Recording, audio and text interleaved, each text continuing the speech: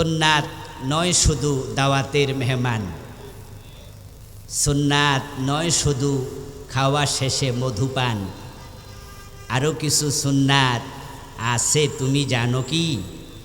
এই গানটা শুনেছেন? পুরা ইসলামের ভিতরে এসে গেছে। এই সঙ্গীত যদি বাংলাদেশের মুসলমানরা অন্তরে ধারণ করত, তাহলে ধর্মনিরপেক্ষ মতবাদে বাংলাদেশ চলার কথা ছিল না। তারা মসজিদে ডান পা দিয়ে প্রবেশ করাকে সুন্নাত হিসাবে মেনে নিল। তারা খাবার শেষে মিষ্টি খাওয়া সুন্নাত এই এলেমটা নিল। তারা টুপি এবং দাড়ির সুন্নাত নিজের জীবনে নিল। কিন্তু আমার সে রাসূল যিনি টুপি মাথায় দিয়েছেন, দাড়ি মুখে রেখেছেন, সে নবী 10 বছর মদিনার শাসক হয়ে রাষ্ট্রপ্রধান হয়ে ইসলামী রাষ্ট্র পরিচালনাও করেছেন। শুধু দাড়ি আর টুপি সুন্নাহ, ইসলামী রাষ্ট্র চালানো কি সুন্নাহ নয়? এক একটা সঙ্গীত কয়েক ঘন্টার ওয়াজের দাবি রাখে, ব্যাখ্যার দাবি রাখে। তো যেহেতু আজকে ইনশাআল্লাহ সাংস্কৃতিক অনুষ্ঠান হবে, ইসলামী সঙ্গীত শিল্পীরা ঈশার পরে ইসলামী সঙ্গীত পরিবেশনা করবে, তাই আমি ওয়াজ কম করলেও আশা করছি আজকে আপনাদের লস হবে না। আর যেহেতু আমি অসুস্থ, আমার প্রতি একটু এহসান করবেন আজকে ইনশাআল্লাহ, ঠিক আছে? একটু কম করলেও বেজার হবেন না আর কি। প্রচণ্ড গরম চলছে, এর মাঝে ঘেমে গেলে শরীরের জন্য আরেকটু ক্ষতিও হতে পারে। আল্লাহ তাআলার কাছে দয়া চাই, আপনাদের কাছে দোয়া চাই, আল্লাহ যেন আমাকে পরিপূর্ণ সুস্থ করে দেন। আল্লাহ তাআলার পবিত্র দরবারে লাখো কোটি শুকরিয়া জ্ঞাপন করছি যে মহান মনিব অত্যন্ত মেহেরবানি করে মাগরিবের পরপর কোরআনের আহ্বানে, কোরআনের এই ময়দানে প্রচণ্ড গরম উপেক্ষা করে আমাদেরকে হাজির হওয়ার তৌফিক দিলেন। কৃতজ্ঞতা তাকে জানাই যিনি দয়া করে আমাদেরকে সুস্থ রাখলেন, পবিত্র কোরআনের কথা বলার মতো, শোনার মতো কোরআন মুখে হৃদয় দিলেন। এই সব নেয়ামতের মালিক কে? সেজন্য আমরা আলোচনা শুরুতে মন প্রাণ উজাড় করে অন্তরের সবটুকুন শ্রদ্ধা এবং ভালোবাসা দিয়ে আমাদের মনিব আল্লাহ তাআলাকে শুকরিয়া জানাই, কৃতজ্ঞতা জানাই। সবাই মিলে জোরে জোরে একবার কালিমাতুশ শুকর পড়ি, আলহামদুলিল্লাহ। আরেকটু কাছে বলবেন। প্রিয় ভাইরা, আমি আপনাদের সম্মুখে পবিত্র কোরআন মাজিদ থেকে সূরাতুস সফ এর 9 নম্বর আয়াতে কারিমা তিলাওয়াত করেছি।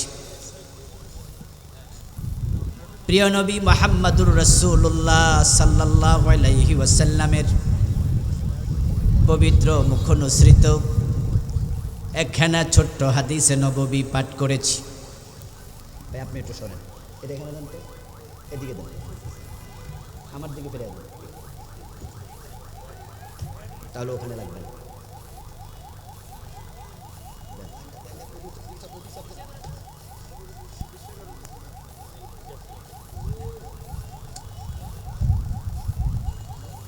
এত না, একটু এদিকে।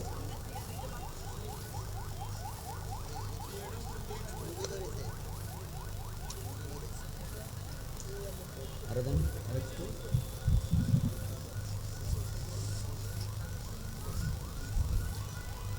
আল্লাহ তাআলা তৌফিক দান করলে সেখান থেকে কিছু কথা বলবো ইনশাআল্লাহ। প্রিয় ভাইরা, আমরা জানি যে রবিউল আউয়াল মাস চলছে। আল্লাহ তাআলা তার প্রিয় নবী মুহাম্মদুর রাসূলুল্লাহ সাল্লাল্লাহু আলাইহি ওয়াসাল্লামকে ঐতিহাসিকদের বর্ণনার মতে এই মাসের 12 তারিখ, কেউ কেউ বলেছেন 9 তারিখ, সোমবারে এর পৃথিবীতে পাঠিয়েছেন। রাসূলুল্লাহ সাল্লাল্লাহু আলাইহি ওয়াসাল্লামকে নিয়ে আমরা সারা বছর কথা বলি, বলতেই হবে, কারণ তিনিই হলেন আমাদের একমাত্র আদর্শ, একমাত্র মডেল। তিনি হলেন আমাদের উসওয়া, কুদওয়া, নামুজাজ, লিডার, আমাদের জন্য অনুকরণীয়, অনুসরণীয় ব্যক্তিত্ব, যার মতো করে জীবন সাজানো আমাদের জন্য ফরজ। তিনি যা বলেছেন তা ইসলাম, তিনি যা করেছেন সেটাই ইসলাম। তিনি ছিলেন জীবন্ত কোরআন, তিনি হচ্ছেন ইসলামের বাস্তব প্রতিচ্ছবি। তাকেই হচ্ছে আল্লাহ তাআলা আমাদের জন্য আদর্শ বানিয়ে সামনে রেখে বললেন, লাকাদ কানা লাকুম ফি রাসূলিল্লাহি উসওয়াতুন হাসানা। তোমাদের জন্য রাসূলুল্লাহর জীবনে আছে উত্তম আদর্শ, সর্বোত্তম মডেল। আদর্শ তাকে বলে যাকে অনুসরণ করা হয়, অনুকরণ করা হয়, যাকে মেনে চলা হয়। আল্লাহ তাআলা তার রাসূলকে আমাদের সম্মুখে রেখে আদর্শ বানিয়ে বলছেন, ইন্নাকা লা আলা খুলুকিন আযীম। হে প্রিয় নবী, নিশ্চয়ই আপনি সর্বোত্তম চরিত্রের উপরে অধিষ্ঠিত। উনার মতো মহামানব, উনার মতো এতটা যোগ্যতা সম্পন্ন মানবিক যত গুণ আছে, প্রতিটা গুণে আল্লাহ উনাকে পূর্ণাঙ্গ করে পৃথিবীতে পাঠিয়েছেন। এমন মানুষ পৃথিবী দ্বিতীয়জন দেখেনি। উনাকে আল্লাহ আমাদের সম্মুখে রেখে তার অনুসরণ করতে বললেন। কোরআন মাজিদে এভাবে, মান ইউতিউর রাসূলা ফাকাদ আতা আল্লাহ, যে ব্যক্তি আমার রাসূল মুহাম্মদকে অনুসরণ করল, সে যেন স্বয়ং আল্লাহকেই অনুসরণ করল। তিনি এমন একজন মানুষ যার জীবনে কোনো ব্ল্যাক হোল নেই, অন্ধকার দিক নেই। এতটা উত্তম চরিত্রের ছিলেন যে তিনি বলেছেন, আমার ভিতর বাহির, গোপন প্রকাশ্য তোমরা যা দেখো সব মানুষের কাছে প্রচার করে দাও।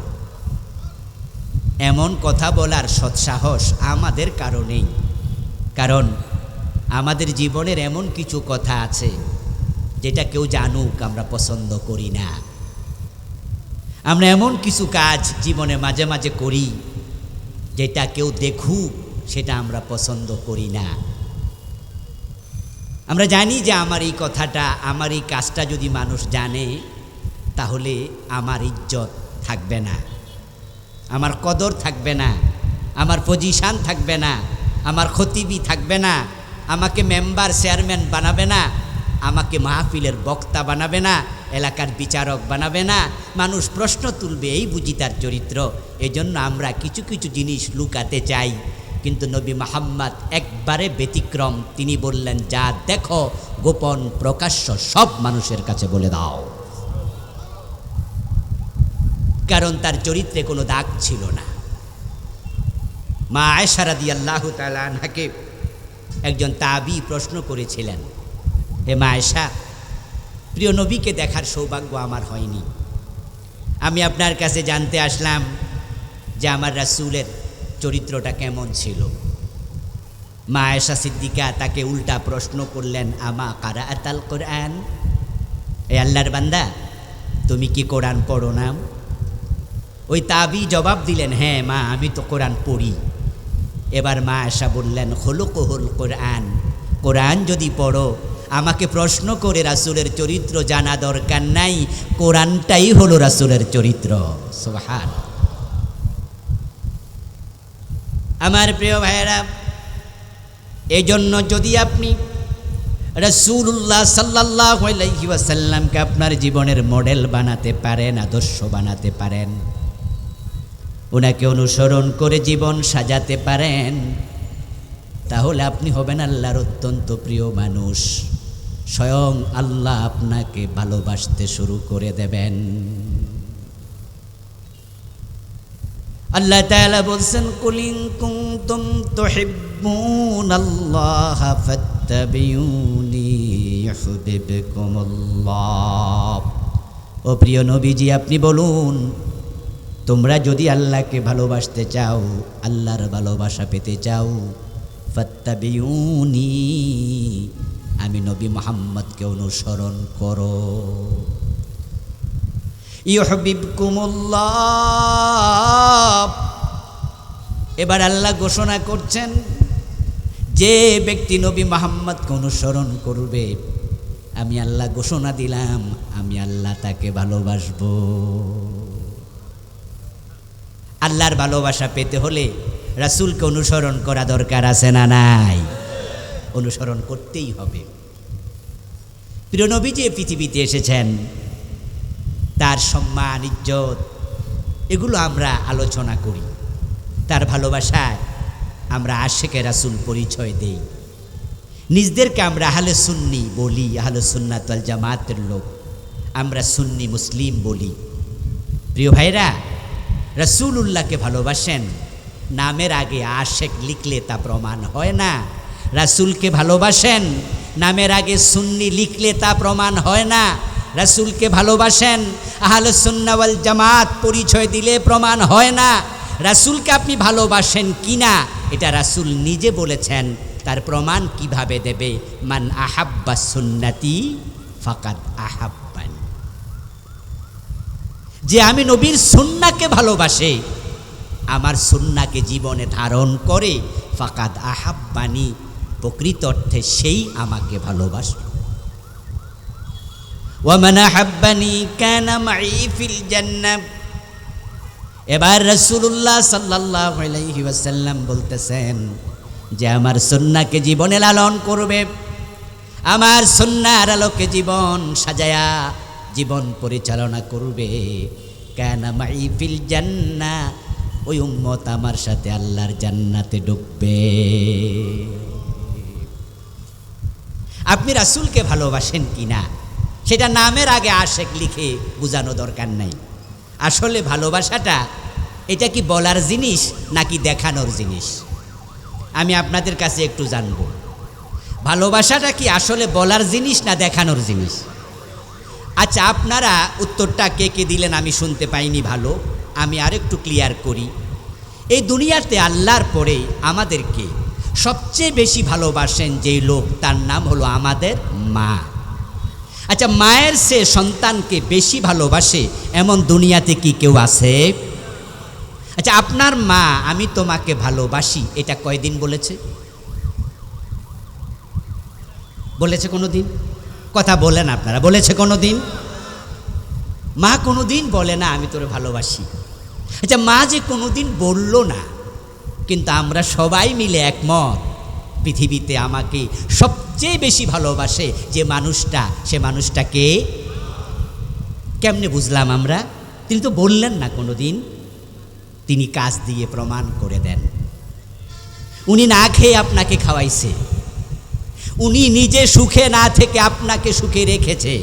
বিছানায় প্রস্রাব করে আপনি বিছানা ভিজিয়েছেন শীতকালে, চেঞ্জ করার মতো যদি শুকনা কাপড় না থাকতো, মা নিজে প্রস্রাবের জায়গায় শোয়াইয়া শুয়ে আপনাকে শুকনা জায়গায় শোয়াইয়া মা কষ্ট করে বুঝাইছে, আমি তোকে আমার নিজের চেয়েও বেশি। আল্লাহর নবী বলছেন, মান আহাব্বা সুন্নতি ফাকাদ আহাব্বানি।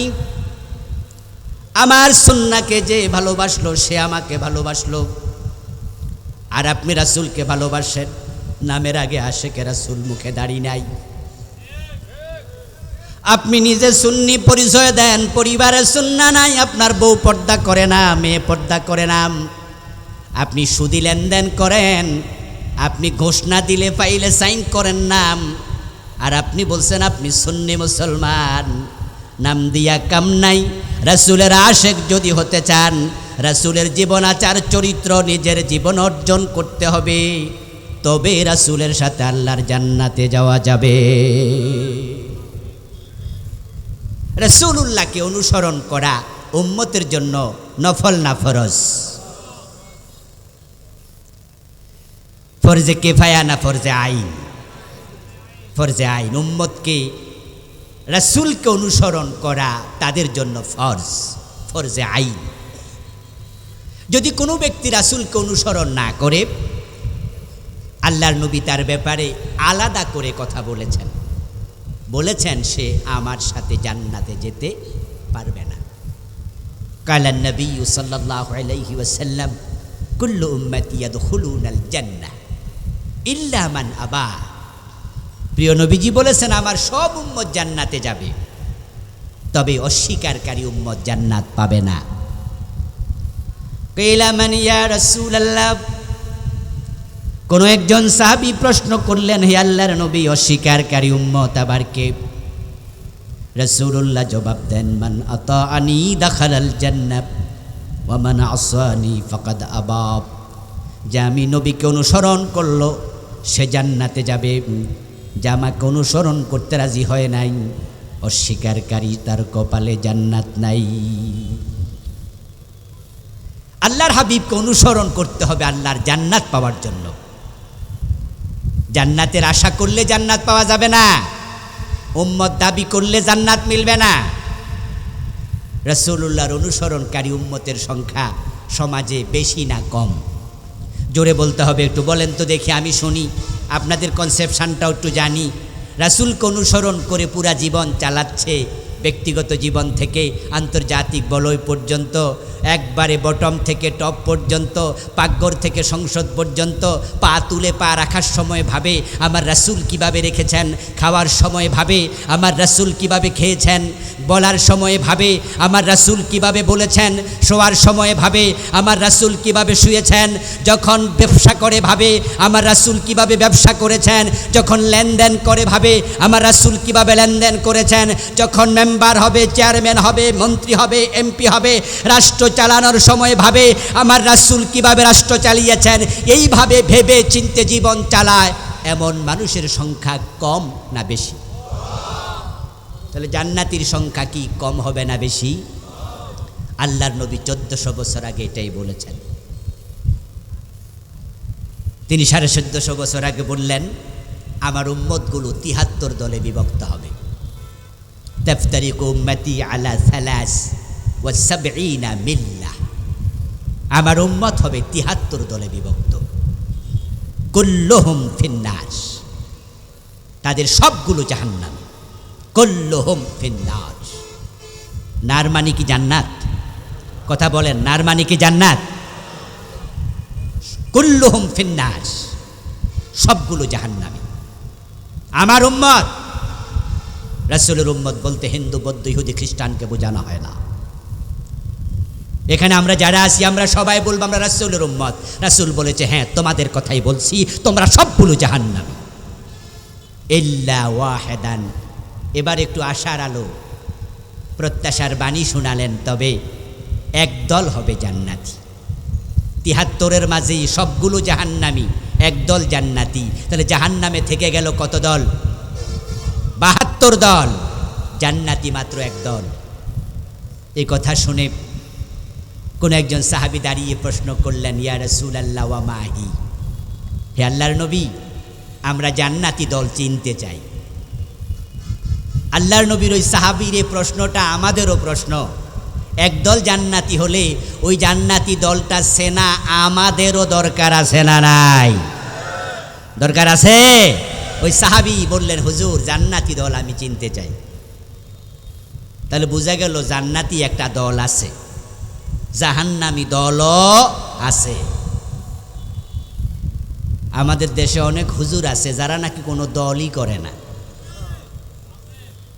অথচ জান্নাতি দল আছে। রাসূল বলছে এক দল জান্নাতি, আর আপনি বলেন আমি কোনো দল করি না। তাহলে তো মুসিবত। মানুষ যখন মারা যায় কবরে রাখার সময় একটা দোয়া আছে, বিসমিল্লাহি ওয়া আলা মিল্লাতি রাসূলিল্লাহ। এই দোয়াটা আমাদের বাগমারা অঞ্চলে আছে না নাই? বাংলা অর্থ কি? কবরে দেওয়ার সময় আপনি বলছেন আল্লাহর নামে রাসূলের দলে দিলাম। মিল্লাহ তাফতারিকু উম্মতি আলা 73 মিল্লাহ। মিল্লাহ বিসমিল্লাহি ওয়া আলা মিল্লাহ। মিল্লা মানি দল, আমার উম্মত হবে ৭৩ দল। আচ্ছা, যেই হুজুরকে আমি কোনো দল করি না, তাহলে উম্মতের ভিতরে আসে না, বাদ পড়ে গেছে? কি মুসিবত, কি মুসিবত! কোনো দলই করে না এমন হুজুর বাগমারা এলাকায় আছে না নাই? আজকের মাহফিলও ২-৪ জন আছে না নাই? দেখবেন এই হুজুররা যে কোনো সরকারের আমলে নিরাপদ থাকে। যে হুজুর কোনো দল করে না সেই হুজুর জেলে যাওয়ার কোনো সম্ভাবনা, উনার ফিট সব সময় নিরাপদ। আচ্ছা, আল্লাহর নবীর সাহাবারা নিরাপদ ছিল না মাইর খাইছে? আল্লাহর আম্বিয়া আলাইহিমুস সালাম নবীগণ নিরাপদে ছিল না মাইর খাইছে? তো তুমি নিরাপদে থাকো কেন? বুঝতে হবে, নবী এবং সাহাবাদের নামের তালিকায়, সৌভাগ্যবানদের তালিকায় তোমার নাম ঢোকে নাই। সহিহ বুখারীতে এসেছে, ক্বালান নবী সাল্লাল্লাহু আলাইহি ওয়াসাল্লাম আশাদ্দুন নাসি বালাআন আল আম্বিয়া সুম্মা আল আমসালু ফাল আমসাল। আল্লাহর হাবিব সাল্লাল্লাহু আলাইহি ওয়াসাল্লাম বলেন, এই জমিনে যত বিপদ এবং মুসিবত এসেছে, সবচেয়ে বেশি বিপদ মুসিবত এসেছিল আম্বিয়াদের জীবনে, নবীদের জীবনে। অতটুকু বলে রাসূল থেমে গেলে ভালো ছিল, আমরার পিঠ বেঁচে যেত, আমরা নিরাপত্তা পেতাম। কিন্তু রাসূলুল্লাহ থামেননি, তিনি বলছেন সুম্মাল আমসালু ফাল আমসালু। রাসূলদেরকে, নবীদেরকে যারা অনুসরণ করে জীবন চালাবে, তাদের জীবনও বিপদ মুসিবত আসতেই। কিন্তু যেই হুজুরকে আমি কোনো দল করি না, ওই হুজুরের ইমামতি যাওয়ার সম্ভাবনা থাকে না। বিপদ নাই, মুসিবত নাই, আরামে থাকে। অথচ রাসূলুল্লাহ বলছেন যে নবীদের জীবনে, অনুসারীদের জীবনে বিপদ আসবেই। আমার প্রিয় ভাই, আলহামদুলিল্লাহ এই বিপদ মুসিবত আমরা উত্তরণ করেছি, আমরা এই বিপদের ঝুঁকি নিয়েছি। নবী এবং সাহাবাদের পথে চলতে গিয়ে, রাসূলুল্লাহর দলের লোক পরিচয় দিতে গিয়া, যে দলের পরিচয় নিয়ে কবরে যেতে চাই, একটি দল জান্নাতি, সে জান্নাতি দলের সদস্য হওয়ার মানসে আমরা যারা সামনে গিয়েছি, জুলুমের শিকার হয়েছি, মামলার শিকার হয়েছি, হামলার শিকার হয়েছি, চাকরি চলে গিয়েছে, জেলে যেতে হয়েছে, হাসতে হাসতে ফাঁসির মঞ্চেও যেতে হয়েছে।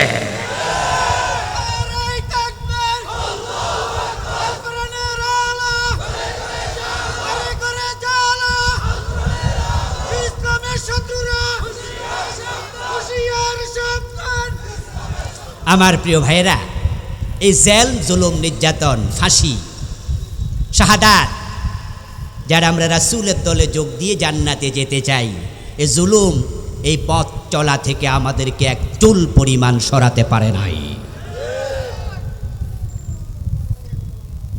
আমার বন্ধু, আর আপনারা যারা বলবেন যে না আমি নিরাপদ জীবন চাই, এত ঝামেলায় আমি নাই, আমি কোনো দল টল করি না, আমি আপনাকে আবার বলছি প্রিয় ভাইটি শুনুন, রাসূল বলছে আমার উম্মত হবে ৭৩ দল। আপনি যদি বলেন আমি কোনো দলে নাই, তাহলে বোঝা গেল উম্মতের ভিতরে আপনার নামটা নাই। জিজ্ঞাসা করা হলো, ইয়া রাসূলুল্লাহ, ওই একটি দল কোনটি? আল্লাহর হাবিব সাল্লাল্লাহু আলাইহি ওয়াসাল্লাম জবাব দেন, মা আনা আলাইহি ওয়া আসহাবি। জান্নাতি দল চিনতে যদি চাও, তাহলে শোনো, আমি নবী মুহাম্মদ এবং আমার সাহাবারা যেই মত, যেই পথ লালন করি, যার উপর আমি নবী মুহাম্মদ আমার সাহাবারা প্রতিষ্ঠিত, ওই কোরআন সুন্নাহর উপরে যদি তুমি প্রতিষ্ঠিত হতে পারো, তুমিও হবে জান্নাতি। আল্লাহর হাবিব বলেন নাই অমুক দল। আজকে বাংলাদেশে যত ইসলামী দল আছে, সবাই নিজদেরকে হকপন্থী বলে। ঠিক আছে, আমরা কাউকে বলি না আপনি না হন, নির্ধারিত করে। কিন্তু আজকে যে বাংলাদেশে ইসলামী দলগুলো আছে, আজ থেকে 1450 বছর আগে রাসূলুল্লাহর জামানায় এই দলগুলো কি ছিল? এ নেজাম ইসলাম, এ খেলাফত মজলিস, এ জামাত ইসলাম, এ হেফাজতে ইসলাম, এগুলো কি আজ থেকে 200 বছর আগে ছিল? তাহলে দল বলতে নির্ধারিত অমক দল বোঝানো হয়, মা আনা আলাইহি ওয়া আসহাবি। প্রিয় নবী বললেন, আমি এবং আমার সাহাবারা যার উপরে প্রতিষ্ঠিত। আমার রাসূল কিসের উপরে প্রতিষ্ঠিত ছিলেন? এবার কোরআন থেকে শুনুন। কুল ইন আত্তাবিউ ইল্লা মা ইউহা ইলাইয়া ইন্নী আখাফু ইন আসাইতু রাব্বি আযাব ইয়াউমিন আযীম। হে নবী, আপনি আপনার উম্মতকে জানায়া দেন, আমি নবী মুহাম্মদের উপরে যে ওহী নাজিল হয়, ওই ওহী মেনে চলতে আমি নবী মুহাম্মদ বাধ্য। যদি আল্লাহর কথার বাহিরে আমি চলি, কিয়ামতের কঠিন আযাবের দিনের ভয় আমিও করি। আমি ওহীর উপরে প্রতিষ্ঠিত। ওহী হলো দুই প্রকার, একটার নাম ওহিয়ে মাতলু, আর একটার নাম ওহিয়ে গায়রে মাতলু। ওহিয়ে মাতলু মানে কোরআন, ওহিয়ে গায়রে মাতলু মানে হাদিস। প্রিয় নবী যেই কথাগুলো বলে এগুলোকে হাদিস বলি আমরা। আপনাদের কাছে একটু জানবো, যারা জানেন দয়া করে একটু বলবেন, রাসূল যে হাদিস বলে বানায়া বলে নাকি এটাও আল্লাহর ওহী? রাসূল কি বানিয়ে কোনো কথা বলতেন? আল্লাহ নিজে বলছেন, মা ইয়ান্তিকু আনিল হাওয়া ইন হুয়া ইল্লা ওয়াহিয়ুন ইউহা। আমার রাসূল বানিয়ে কোনো কথাই বলে না, যা বলে সব তার কাছে ওহী হিসাবে পাঠানো হয়। আমার ভাইয়েরা, কোরআন মাজিদে আয়াতের সংখ্যা কত? ৬,০০০-এর কিছু বেশি। সংখ্যা নিয়ে ইখতিলাফ আছে, আমি তাই নির্ধারিত সংখ্যাটা বললাম না। ৬,৬৬৬ আজীবন শুনছেন, এটা নিয়ে ইখতিলাফ আছে। আচ্ছা, এটা একবারে সঠিক নয়। ৬,০০০-এর বেশি আয়াত এক সূরা একসাথে নাজিল হয়েছে, এমন সূরাও জিবরিল আমিন প্রিয় নবীর কাছে এসেছিলেন, বর্ণনা পাওয়া যায় ২৪,০০০ বার। কোরআনের আয়াত আছে কত হাজার বললাম? ৬,০০০। ৬,০০০ একটু বেশি, তাইলে বাকি রইল আরো কত হাজার? ১৮,০০০। আচ্ছা, এই ১৮,০০০ বার কি চা খাইতেই ছিল, গল্প গুজব করতে? তাহলে বোঝা গেল রাসূলুল্লাহর যে হাদিসগুলো, এগুলো আল্লাহ ওহী হিসাবে জিবরিলকে পাঠাইছে। আরেকটি তথ্য দেই, ওলামায়ে কেরাম এগুলো জানেন। জিবরিল আমিন ওহী নিয়ে আসতেন, জিবরিল ব্যতীত ওহী নাজিল হওয়ার আর কি কোনো সুরত ছিল না? মাশাআল্লাহ, আলেমরা বলেছিল ওহী নাজিল হতো ৭ ভাবে।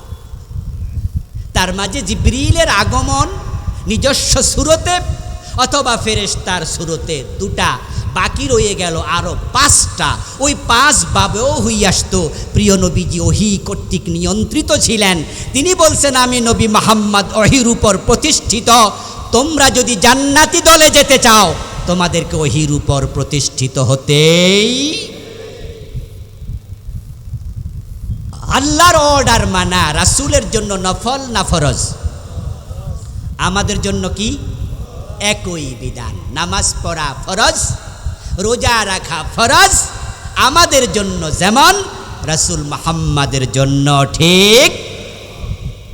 রাসূল সাল্লাল্লাহু আলাইহি ওয়াসাল্লাম ওহীর উপরে প্রতিষ্ঠিত কতটা স্ট্রংলি ছিলেন শুনুন। প্রিয় নবী সাল্লাল্লাহু আলাইহি ওয়াসাল্লামের সময় একজন মহিলা চোর ধরা পড়ল। হাত কাটার সিদ্ধান্ত রাসূল দিলেন। চোর ধরে হাত কাটতে হবে এমন বিধান কোরআনে আছে কি না? বাংলাদেশে আছে তো? কাটছেন তো না? বাংলাদেশে টুপি আছে, দাড়ি আছে, পাঞ্জাবি আছে, চোর ধরে হাত কাটাটা নাই। এই যে আজকে এখানে মাঠের মাঝে আমরা আছি, কমপক্ষে ১,০০০ লোকের মাথায় টুপি পাওয়া যাবে বা আরও বেশি, দাড়ি পাওয়া যাবে আরও বেশি লোকের মুখে। আপনাদের কাছে আমি জানতে চাইব, দয়া করে উত্তর দিন, এই টুপি মাথায় দেয়া কি ফরজ, ওয়াজিব, সুন্নতে মুআক্কাদা? না দিলে গুনাহ হবে? এই যে খুললাম, কোনো গুনাহ হয়েছে? এটা দিলে সওয়াব আছে, না দিলে গুনাহ নাই। এটা সুন্নাল মুস্তাহাব্বা আর সুন্নাহ আন নাফিলা। কিন্তু চোর ধরে হাত কাটা সুন্নত ওয়াজিব না ফরজ? গুরুত্ব কোনটার বেশি? তাহলে 53 বছরে ফরজ যে সমাজে নাই তা নিয়ে অনেক হুজুর, আলেম ওলামা, পীর বুজুর্গ মাথা ব্যথাও নাই। বরং এই ওয়াজ করলে কয়ে হুজুর মনে রাজনীতি করে। এটা দলীয় ওয়াজ, টুফিটা দলীয় ওয়াজ নয়। অথচ চোর ধরার পরে প্রিয় নবী বললেন হাত কেটে দাও। রাসূলুল্লাহর পালক পুত্র উসামা বিন যায়েদ রাদিয়াল্লাহু তাআলা আনহুর ছেলে, রাসূল যায়েদের ছেলে উসামা বিন যায়েদ আসলেন, ইয়া রাসূলুল্লাহ, নানা দাদা, তার হাত না কেটে তাকে অন্য শাস্তি দেয়া যায় না, একটু সুপারিশ করলেন। প্রিয় নবীজি রেগে গেলেন, তোমাকে কে পাঠিয়েছে ডাকো। অন্য সাহাবীদেরকে ডাকা হলো। আল্লাহর হাবিব দাঁড়ালেন, একটা ভাষণ দিলেন, লাওয়ান্না ফাতেমাতা বিনতা মুহাম্মাদিন সারাকাত ইন্না মুহাম্মাদান লা ইয়াকতাউ ইয়াদাহা। ও আমার উম্মতেরা শোনো, সাহাবীরা শোনো, এই মহিলা নয়, যদি আমার মেয়ে ফাতেমা চুরি করে আমি ফাতেমার হাতও কেটে দেব। মা আনা আলাইহি ওয়াসহাব, আমি এই কোরআনের উপর প্রতিষ্ঠিত। হযরত আবু বকর সিদ্দিক খলিফা হলেন প্রিয় নবীর পরে। কোরআনের উপরে তিনি কেমন প্রতিষ্ঠিত, হাদিসের উপরে কেমন প্রতিষ্ঠিত, একটু কনসেপ্ট নিন প্রিয় ভাই। একদল লোক বলল যাকাত দেব না। আবু বকর সিদ্দিক শোনার সাথে সাথেই ঘোষণা করলেন, লাউ কাতিলান্না মান ফাররাকা বাইনাস সালাতি ওয়াজ যাকাত। কোথায় খালিদ বিন ওয়ালিদ? তলোয়ারের শান দাও। আমি তাদের বিরুদ্ধে যুদ্ধ ঘোষণা করলাম, যারা নামাজ পড়বে যাকাত দেবে না। ওমর দৌড়াইয়া আসলেন, আমিরুল হে খলিফাতুর রাসূলুল্লাহ, আপনি কাদের বিরুদ্ধে যুদ্ধের ঘোষণা দিলেন? তারা তো সব কালেমাওয়ালা, যাকাত না হয় দেবে না, কিন্তু নামাজ তো পড়ে। যাকাত না হয় দেবে না, মুখে দাড়ি তো আছে, আপনি তাদের বিরুদ্ধে যুদ্ধ করবেন? হযরত ওমরের বক্তৃতা শুনে আবু বকর সিদ্দিক বললেন, লাউ মানাউনি ইয়াকালান কানু ইউদ্দুনাহু ইলা রাসূলিল্লাহি সাল্লাল্লাহু আলাইহি ওয়াসাল্লাম লাকাতালতুহুম আলা মানঈ। ওমর, তারা যদি আমার যুদ্ধের ঘোষণা শুনে যাকাত দিতে রাজি হয়ে যায়, আমার কাছে মেসেজ পাঠায় আমাদের সাথে যুদ্ধ করবেন না, আমরা যাকাত দেব ওট, যাকাত দেব ছাগল, যাকাত দেব গরু, তবে রশি দেব না। আবু বকর বলে, রাসূলুল্লাহর যুগে তারা ওটও দিত, রশিও দিত, আমি রশির জন্য যুদ্ধ করব। আল্লাহর নবীর ইসলামের মাঝে চুল পরিমাণ হেরফের আবু বকর মানবে না। এই হলো মা আনা আলাইহি ওয়াসহাব। রাসূলুল্লাহর ইসলামে হেরফের হবে না। প্রিয় ভাইয়েরা, এখন রাসূলকে অনুসরণ তো আমরাও করি।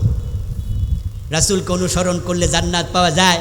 রাসূলের অনুসরণের ওয়াজ করার পরে আপনারা অনেকেই মনে মনে আলহামদুলিল্লাহ পড়ছেন, যাক আমার নামটাও জান্নাতীদের দলে ঢুকেছে, আমার তো টুপি আছে, দাড়ি আছে, পাজামা পাঞ্জাবি পাগড়ি মেসওয়াক আছে। রাসূলকে আমিও তো অনুসরণ করে ডান পা দিয়ে মসজিদে যাই, বাম পা দিয়ে বের হই, আল্লাহু আকবার বলে নামাজ শুরু করি, সালাম ফিরিয়ে নামাজ শেষ করি। আমি রাসূলকে মানি। আমি প্রশ্ন করছি আপনাকে, রাসূলুল্লাহর অনুসরণ কি আংশিক হবে না পূর্ণাঙ্গ হবে? ইসলাম কি বলে? উদখুলু ফিস-সিলমি কাফা। এই কথাটা কার? একটু আওয়াজ দিয়ে চিৎকার দিয়ে বলুন, কথাটা কার? বাংলা অর্থ কি? ইসলামে পরিপূর্ণ প্রবেশ করো। কিন্তু আমরা রাসূলকে অনুসরণ করি আংশিক। মসজিদে গিয়ে হাত কোথায় বাঁধবো তা নিয়ে আমরা ঝগড়া বাঁধাইয়া দেই, প্রয়োজনে মসজিদ আলাদা করে ফেলি। আমিন জোরে বলবো না আস্তে বলবো তা নিয়ে ফতুয়া দিয়ে মাঠ গরম করে ফেলি। আমি বিস্মিত হয়েছি ওই আলেমদের বক্তৃতা শুনে, যারা আমিন জোরে বলা আস্তে বলা নিয়ে বিতর্ক সৃষ্টি করে মসজিদ আলাদা করেছে। হাত নাবিতে বাঁধবে না বুকে বাঁধবে তা নিয়ে ঝগড়া করে মসজিদ আলাদা করেছে। অথচ হাত যদি কেউ নাও বাঁধে তার নামাজ হয়ে যায়, আমিন যদি নাও বলে তার নামাজ হয়ে যায়।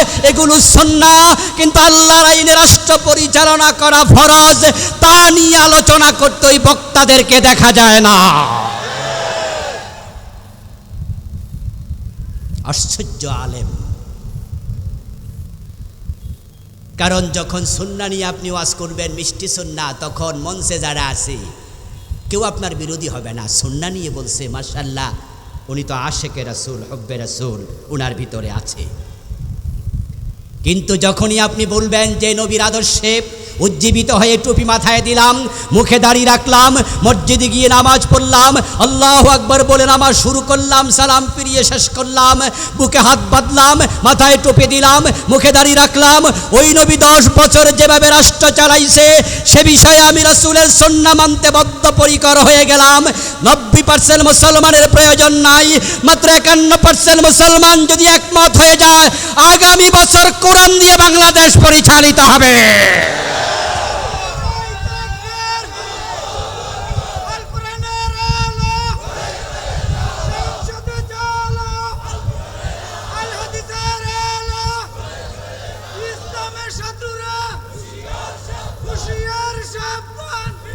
আমার ভাইয়েরা, আল্লাহর দেয়া একটি অবারিত স্পেশাল অত্যন্ত কাঙ্ক্ষিত সুযোগ আমরা এবার পেয়ে গেলাম স্বাধীনতার 53 বছর পরে। এবার আল্লাহ আমাদেরকে এমন একটি সুযোগ দিয়েছেন যেটা আমরা বিগত 53 বছরে আর পাইনি দ্বিতীয়বার। 72-তে সংবিধান লেখা হয়, দেশ স্বাধীন হলো 71-এ। ওই সংবিধান লেখার পর থেকে কত সরকার আসলো আর গেল, তারা সংবিধানের কিছু ধারা, কিছু উপধারা পরিবর্তন করেছে নিজের প্রয়োজন মতো, কিন্তু পূর্ণাঙ্গ সংবিধান পরিবর্তন করবে এমন সাহস কোনো সরকার দেখায়নি, পারেও নি। এই সাহস দেখানোর সুযোগও ছিল না। কিন্তু আল্লাহর শুকরিয়া, 5ই আগস্টের বিপ্লবের পরে বাংলাদেশে নতুন এমন এক পরিবেশ আল্লাহ দিয়েছে, যদি বাংলাদেশের মুসলমানরা আমরা একমত হয়ে যেতে পারি, নতুন করে কোরআনকে সংবিধান বানানোর সুযোগ আছে না নাই?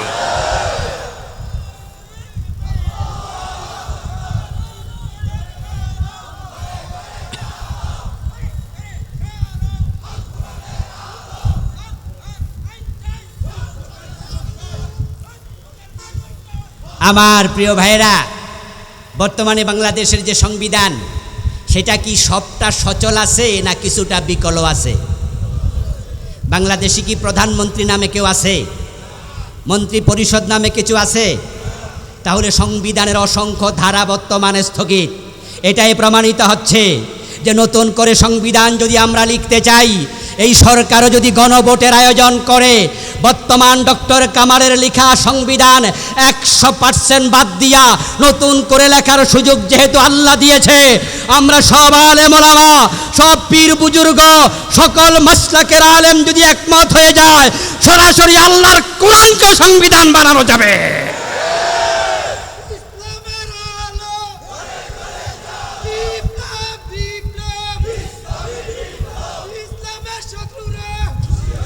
আমার প্রিয় ভাইয়েরা, এই সুযোগটা দিয়েছেন কে? সুযোগ আছে, এখন আমাদের ঐক্যবদ্ধ হওয়া দরকার আছে না নাই? আমরা আলেমরা যদি এবার এক হয়ে যেতে পারি, আমি তো নতুন বাংলাদেশ দেখব, স্বপ্ন দেখছি আগামীর বাংলাদেশ হবে ইসলামের বাংলাদেশ। 53 বছর ধরে দেশের লোকেরা ধর্মনিরপেক্ষতাবাদীদেরকে দেখেছে। ক্ষমতায় ছিল দেশ স্বাধীনের পরে আওয়ামী লীগ, তাদের দলীয় কনস্টিটিউশন হচ্ছে ধর্মনিরপেক্ষতাবাদ। তারপরে ক্ষমতায় এসেছে রাজনৈতিকভাবে বিএনপি, তাদের দলীয় সংবিধান ইসলামী সংবিধান নাকি ধর্মনিরপেক্ষতাবাদ। তারপরে এসেছে প্রেসিডেন্ট এরশাদের দল জাতীয় পার্টি, তাদের দলীয় সংবিধান কি ইসলামী সংবিধান না ধর্মনিরপেক্ষতাবাদ? তাহলে 53 বছরের বাংলাদেশ ধর্মনিরপেক্ষতাবাদ দিয়ে পরিচালিত হয়েছে। আমরা আলেমরা যদি এক হয়ে যেতে পারি, আগামী 5 বছর মানুষ ইসলাম দেখতে পাবে।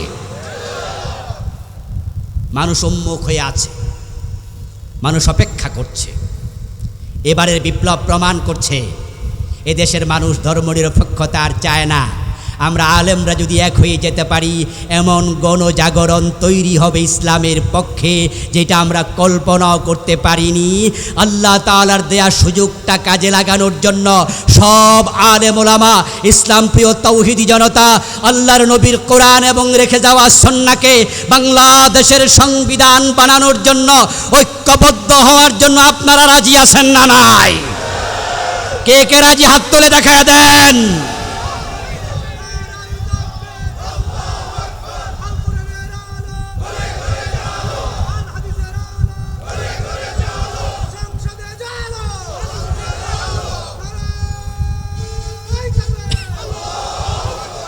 এবার আপনাদের কাছে আমি এক দুইটা প্রশ্ন রেখে তার উত্তর নিয়েই আলোচনা শেষ করব ইনশাআল্লাহ। 7:30টায় নামাজ। আচ্ছা, কোরআন যদি এদেশের সংবিধান হয়, ইসলাম যদি এদেশে প্রতিষ্ঠিত হয়, আমাদের কি লাভ হবে না লস হবে? কারো কি লস হবে? সব মানুষের লাভ হবে। হিন্দু, বৌদ্ধ, ইহুদি, খ্রিস্টান, সব মুসলমান তো আমরা আছি। সবাই শান্তিতে থাকবেন, সবাই সমৃদ্ধি পাবেন। রাসূলুল্লাহ সাল্লাল্লাহু আলাইহি ওয়াসাল্লামকে আল্লাহ যেই সময় দুনিয়ায় পাঠিয়েছিলেন ওই যুগটার নাম ছিল আইয়ামে। কিন্তু ইসলাম আসার পরে এতটাই শান্তি বিরাজিত হয়েছিল, ফারুক আজম ওমরের জামানা। রাসূল মদিনার প্রেসিডেন্ট ছিলেন 10 বছর, আবু বকর ছিলেন মাত্র 2 বছর 3 মাস। তারপরে হযরত ওমর ক্ষমতায়, এতটা শান্তি এসেছিল সেই জমিনে, অর্ধ দুনিয়ার সম্রাট ওমর গাছতলায় একা একা ঘুমাতেন, বডিগার্ডের প্রয়োজন আর হয় নাই। যে যুগের মানুষেরা না খেয়ে থাকতো 2 দিন 3 দিন 5 দিন, আল্লাহর নবী ইসলাম কায়েম করে যাওয়ার পরে ওমরের জামানা ইসলামের ইতিহাস পড়ে জেনেছেন জাকাত বিভাগের কর্মচারী জাকাতের টাকা কাঁধে নিয়ে হাঁটতো, জাকাত খাওয়ার মতো লোক আর ছিল না। বঙ্গবন্ধু শেখ মুজিবুর রহমান স্বপ্ন দেখেছিলেন সোনার বাংলাদেশ গড়বেন, পারেননি। কারণ তিনি এক পর্যায়ে গিয়ে মৃত্যুর আগে এক ভাষণে বলেছিলেন, কিভাবে সোনার বাংলা হবে?